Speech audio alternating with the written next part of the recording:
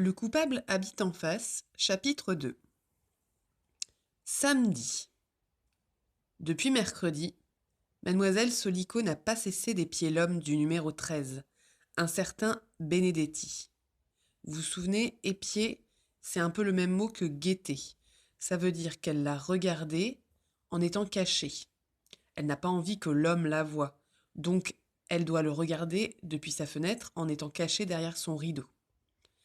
Elle en oublie même les gammes et le solfège dès que Louise prononce ce nom.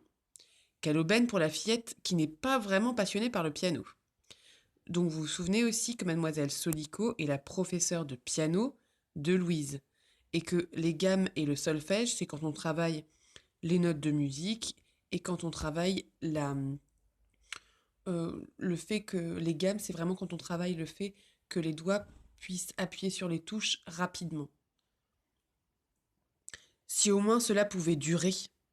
Mais voilà qu'un événement va entraîner Louise dans l'enquête. Que va-t-il se passer ce jour-là ?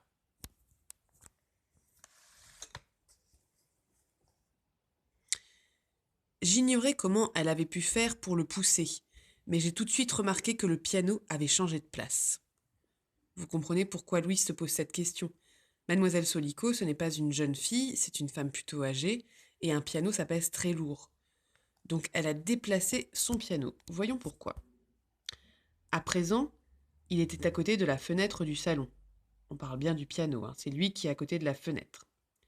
Ainsi, mademoiselle Solico, tout en donnant son cours, pouvait garder un œil sur la maison d'en face.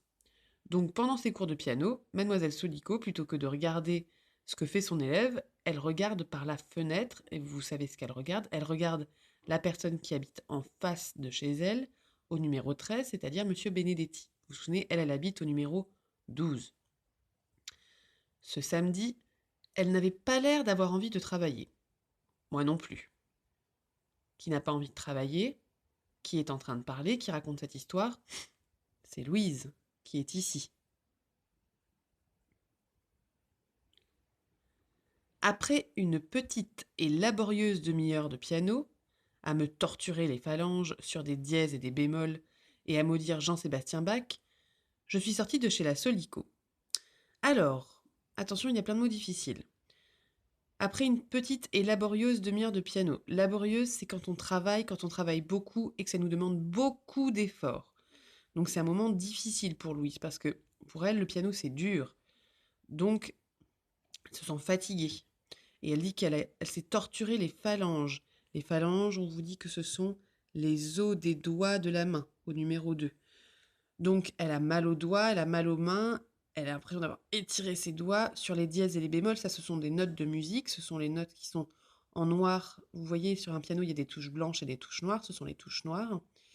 Et elle maudit, ça veut dire intérieurement, elle se dit « Bon sang, ce Jean-Sébastien Bach, c'est quelqu'un qui a écrit de la musique pour le piano. » Elle se dit que ce qu'il a écrit, c'est quand même très difficile et qu'elle aurait préféré jouer autre chose de plus simple. Donc, elle est sortie de chez la Solico, ce qui veut dire que son cours de piano est terminé. Je n'ai pas pu m'empêcher de m'arrêter devant la grille rouillée du numéro 13. Rouillé, ça veut dire usé, c'est quand le fer est rongé par la pluie, par l'humidité, par l'eau. Vous savez, ça donne une couleur un peu orange, un peu rouille. Je savais que là-haut, la pianiste m'observait derrière ses rideaux.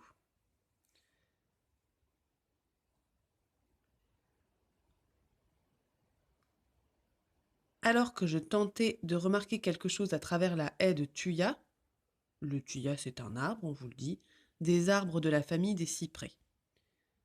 Une grande voiture noire est arrivée. C'était lui. Lui, vous comprenez qui c'est, hein ? Lui, c'est celui qui fait peur, c'est celui sur qui on mène une enquête, c'est celui qui habite au numéro 13. Vite, j'ai renversé mon cartable de partition pour rester là et découvrir enfin qui était ce fameux Benedetti. Donc Louise, quand elle dit qu'elle a renverser son cartable de partition. Les partitions, ce sont des feuilles sur lesquelles il y a écrit les notes de musique qui permettent de jouer du piano. L'homme est descendu pour ouvrir son portail. Il m'a semblé très grand. Une paire de lunettes noires qui mangeait une partie du visage. Alors une paire de lunettes noires qui mangeait une partie du visage, Ça veut dire qu'il avait des grandes lunettes noires qui lui cachaient tout le haut du visage. Elle ne peut pas voir ses yeux, peut-être qu'elle ne voit pas non plus ses sourcils et qu'elle ne voit pas non plus le haut de ses joues. Une vilaine cicatrice courait depuis son oreille jusqu'au milieu de sa joue. La Solico n'avait pas tort. C'était le genre de bonhomme qui pouvait avoir un premier rôle dans un de mes plus beaux cauchemars.